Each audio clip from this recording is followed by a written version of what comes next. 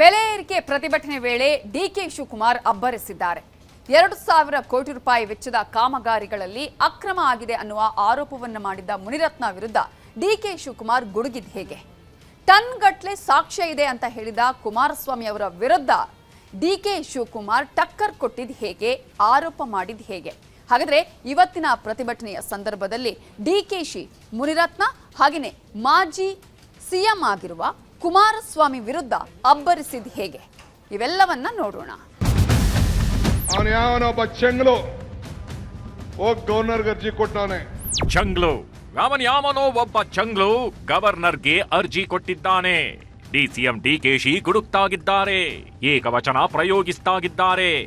ರಾಜ್ಯಪಾಲರಿಗೆ ದೂರು ನೀಡಿರೋದರ ವಿರುದ್ಧ ಕಿಡಿಕಾರ್ತಾಗಿದ್ದಾರೆ, ಹೆಸರೇಳದೆ ವ್ಯಂಗ್ಯವಾಡ್ತಾಗಿದ್ದಾರೆ. ಇಷ್ಟಕ್ಕೂ ಡಿಕೆಶಿ ಚಂಗ್ಲು ಅಂತ ಕರೆದಿರೋದು ಯಾರನ್ನ ಗೊತ್ತಾ? ಬಿಜೆಪಿ ಶಾಸಕ ಮುನಿರತ್ನ ಅವರನ್ನು. ಹೌದು, ಡಿಕೆಶಿ ವರ್ಸಸ್ ಮುನಿರತ್ನ ಯಾವ ಟೈಮಲ್ಲೇ ಆಗ್ಲಿ, ಯಾವುದೇ ವಿಚಾರದಲ್ಲೇ ಆಗ್ಲಿ, ಇಬ್ಬರ ನಡುವೆ ನಡೆಯೋದು ಭೀಕರ ಕಾಳಗ. ಒಬ್ಬರು ಒಂದು ಆರೋಪ ಮಾಡಿದ್ರೆ ಇನ್ನೊಬ್ಬರು ಅದಕ್ಕೆ ಟಾಂಗ್ ಕೊಡದೆ ಬಿಡೋದೇ ಇಲ್ಲ. ಒಬ್ಬರು ಒಂದು ದಾಳ ಉರುಳಿಸಿದ್ರೆ ಮತ್ತೊಬ್ಬರು ಮತ್ತೊಂದು ದಾಳ ಉರುಳಿಸ್ತಾರೆ. ಒಟ್ನಲ್ಲಿ ಇಬ್ಬರ ನಡುವೆ ಬೆಂಕಿ ಹೊತ್ತಿಕೊಂಡರೆ ಧಗಧಗಿಸೋದಂತೂ ಪಕ್ಕ. ಈಗಲೂ ಕೂಡ ಅಂಥದ್ದೇ ಜ್ವಾಲಾಗ್ನಿ ಇಬ್ಬರ ನಡುವೆ ಹೊತ್ತಿ ಉರಿಯುತ್ತಿದೆ.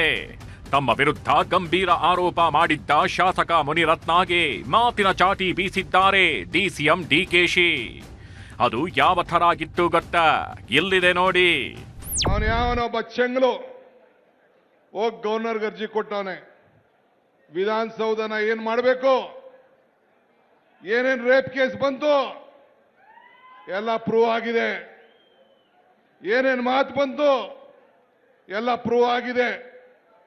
ಈಗ ನಾನು ಅದನ್ನ ಚರ್ಚೆ ಮಾಡಕ್ ಹೋಗುದಿಲ್ಲ.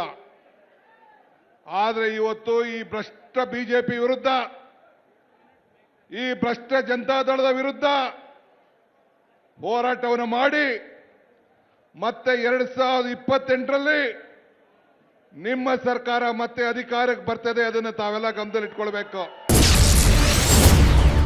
ಶಾಸಕ ಮುನಿರತ್ನ ವಿರುದ್ಧ ಗುಡುಗಿದ ಡಿಸಿಎಂ ಡಿಕೆಶಿ. ಚಂಗ್ಲು ಪದ ಬಳಸಿ ವ್ಯಂಗ್ಯ. ಡಿಕೆಶಿ ಆಕ್ರೋಶಕ್ಕೆ ಕಾರಣವೇನು? ಎಸ್, ಡಿಕೆಶಿ ಗುಡುಕ್ತಾಗಿರೋದನ್ನ ನೋಡಿದ್ರೇನೆ ಗೊತ್ತಾಗತ್ತೆ, ಅದು ನೇರವಾಗಿ ಮಾತಾಡ್ತಾಗಿರೋದು ಮುನಿರತ್ನ ವಿರುದ್ಧನೇ ಅಂತ. ವಿಧಾನಸೌಧವನ್ನ ಏನು ಮಾಡಬೇಕು, ಏನೇನ್ ರೇಪ್ ಕೇಸ್ ಬಂತು ಅಂತ ಡಿಕೆಶಿ ಹೇಳ್ತಿರೋ ಪದಗಳು ಕೇಳಿದ್ರೆ ಅದು ಮುನಿರತ್ನ ವಿರುದ್ಧದ ವಾಗ್ದಾಳಿ ಅಂತ 100% ಕನ್ಫರ್ಮ್ ಆಗತ್ತೆ. ಈಗ ಇದೇ ವಿಚಾರದಲ್ಲಿ ನಿಮಗೊಂದು ಡೌಟ್ ಬಂದಿರಬಹುದು. ರಾಜ್ಯಪಾಲರಿಗೆ ದೂರು ಅನ್ನೋ ಪದವನ್ನ ಬಳಸಿದ್ದಾರೆ ಡಿಕೆಶಿ. ಅದೇ ದೂರಿನ ವಿಚಾರಕ್ಕೆ ಸಂಬಂಧಿಸಿದಂತೆ ಕಿಡಿಕಾರ್ತಾಗಿರೋದು ಅಂತಾನೂ ಗೊತ್ತಾಗತ್ತೆ. ಆ ದೂರು ನೀಡಿದ್ದು ಬೇರಾರೂ ಅಲ್ಲ, ಮುನಿರತ್ನ. ಕೆಲವು ದಿನಗಳ ಹಿಂದೆ ಗವರ್ನರ್ ಭೇಟಿಯಾಗಿದ್ದ ಮುನಿರತ್ನ ಅಕ್ರಮವೊಂದರ ಕುರಿತು ಡಿಕೆ ಬ್ರದರ್ಸ್ ವಿರುದ್ಧ ದೂರು ನೀಡಿದ್ರು. ಈಗ ಅದೇ ದೂರಿನ ಬಗ್ಗೆಯೇ ಫ್ರೀಡಂ ಪಾರ್ಕ್ನಲ್ಲಿ ನಡೆದ ಬೆಲೆ ಏರಿಕೆ ವಿರುದ್ಧದ ಪ್ರತಿಭಟನೆಯಲ್ಲಿ ಡಿಕೆಶಿ ಮಾತಾಡಿದ್ದಾರೆ. ಚಂಗ್ಲು ಅಂತ ವ್ಯಂಗ್ಯವಾಡಿರೋದಲ್ಲದೆ ಮುನಿರತ್ನ ವಿರುದ್ಧ ಕಿಡಿಕಾರಿದ್ದಾರೆ. 2,000 ಕೋಟಿ ರೂಪಾಯಿ ವೆಚ್ಚದ ಕಾಮಗಾರಿಯಲ್ಲಿ ಅಕ್ರಮ ಆರೋಪ. ಡಿಸಿಎಂ ಡಿಕೆಶಿ ವಿರುದ್ಧ ದೂರು ನೀಡಿದ್ದ ಶಾಸಕ ಮುನಿರತ್ನ. ಹೌದು, ಕೆಲವು ದಿನಗಳ ಹಿಂದೆ ಶಾಸಕ ಮುನಿರತ್ನ ಗವರ್ನರ್ ಕಚೇರಿಗೆ ಭೇಟಿ ನೀಡಿದ್ರು. ಬಿಬಿಎಂಪಿ ವ್ಯಾಪ್ತಿಯಲ್ಲಿ ಕೈಗೊಳ್ಳಲಾಗುತ್ತಿರುವ 2,000 ಕೋಟಿ ರೂಪಾಯಿ ವೆಚ್ಚದ ವಿವಿಧ ಕಾಮಗಾರಿಗಳಲ್ಲಿ ಅಕ್ರಮ ನಡೆದಿದೆ ಅಂತ ದೂರು ನೀಡಿದ್ರು. ಈ ಕಾಮಗಾರಿಗಳ ವಿಚಾರದಲ್ಲಿ ಡಿಕೆಶಿ 15% ಕಮಿಷನ್ ಪಡ್ಕೊಂಡಿದ್ದಾರೆ ಅಂತ ಆ ದೂರಿನಲ್ಲಿ ಉಲ್ಲೇಖಿಸಿದ್ರು, ಸಾಕ್ಷ್ಯಗಳನ್ನು ನೀಡಿದ್ರು. ಇದಕ್ಕೂ ಮೊದಲು ಜಾರಿ ನಿರ್ದೇಶನಾಲಯ ಮತ್ತು ಸಿಬಿಐಗೆ ದೂರು ನೀಡಿದ್ದು ಡಿಕೆಶಿ ವಿರುದ್ಧ ಅಪರಾಧ ಪ್ರಕರಣ ದಾಖಲಿಸಲು ಅನುಮತಿ ನೀಡಿ ಅಂತ ಮನವಿ ಮಾಡಿದ್ರು. ಈಗ ಇದೇ ಆರೋಪವನ್ನಾಗಿಟ್ಕೊಂಡು ಮುನಿರತ್ನ ವಿರುದ್ಧ ಕಿಡಿಕಾರಿದ್ದಾರೆ ಡಿಕೆಶಿ. ಕೇಂದ್ರ ಸರ್ಕಾರದ ಬೆಲೆ ಏರಿಕೆ ವಿರುದ್ಧ ಫ್ರೀಡಂ ಪಾರ್ಕ್ನಲ್ಲಿ ಕಾಂಗ್ರೆಸ್ ಪ್ರತಿಭಟನೆ ನಡೆಸಿದೆ. ಪ್ರತಿಭಟನೆಯಲ್ಲಿ ಭಾಗವಹಿಸಿದ ಡಿಕೆಶಿ ಮುನಿರತ್ನ ಸೇರಿದ ಹಾಗೆ ಬಿಜೆಪಿ ನಾಯಕರನ್ನ ತರಾಟೆಗೆ ತೆಗೆದುಕೊಂಡಿದ್ದಾರೆ. ತಮ್ಮ ವಿರುದ್ಧ ಆರೋಪ ಮಾಡಿದವರಿಗೆಲ್ಲ ಟಾಂಗ್ ನೀಡಿದ್ದಾರೆ. ಕಾಮಗಾರಿಗಳಲ್ಲಿ ಅಕ್ರಮ ಆರೋಪ ಮಾಡಿದ್ದ ಮುನಿರತ್ನ ವಿರುದ್ಧ ಹೇಗೆ ಮುಗಿಬಿದ್ರು, ಥೇಟ್ ಅದೇ ರೀತಿ ಕೇಂದ್ರ ಸಚಿವ ಎಚ್ ಡಿ ಕುಮಾರಸ್ವಾಮಿಗೂ ಟಾಂಗ್ ನೀಡಿದ್ದಾರೆ.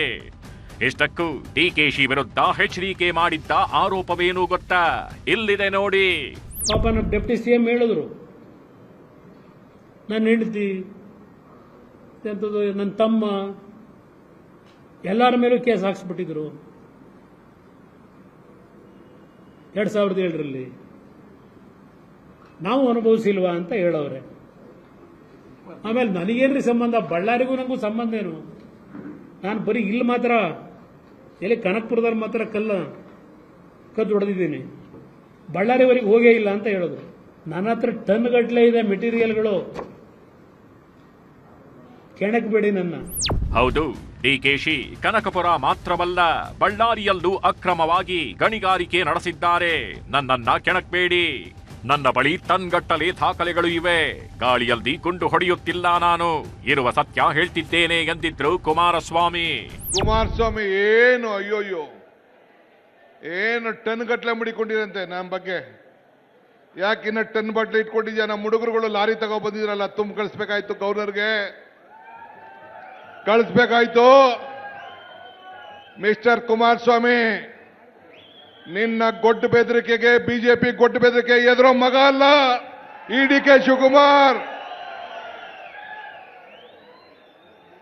ನಮ್ಮ ಬದುಕು, ನಮ್ಮ ಕಷ್ಟ, ನಮ್ಮ ಶ್ರಮ, ನಾವು ಆಸ್ತಿ ಮಾಡ್ಕೋತೀವಿ, ಏನ್ ಮಾಡ್ಕೋತೀವಿ, ಸರ್ಕಾರ ಇದೆ ಅದನ್ನು ನೋಡ್ತದೆ. ನಿನ್ನ ಚರಿತ್ರೆ ನಾನಿನ್ನ ಬಿಚ್ಚಿಲ್ಲ, ನಿಮ್ಮ ಅಣ್ಣ ತಮ್ಮಂದಿರ ಆಸ್ತಿ ಪಟ್ಟಿನ ನಾನು ಬಿಚ್ಚಿಲ್ಲ, ನಿನ್ಗೆಲ್ಲಿಂದ ಬಂತು ನಾನಿನ್ನ ಬಿಚ್ಚಿಲ್ಲ.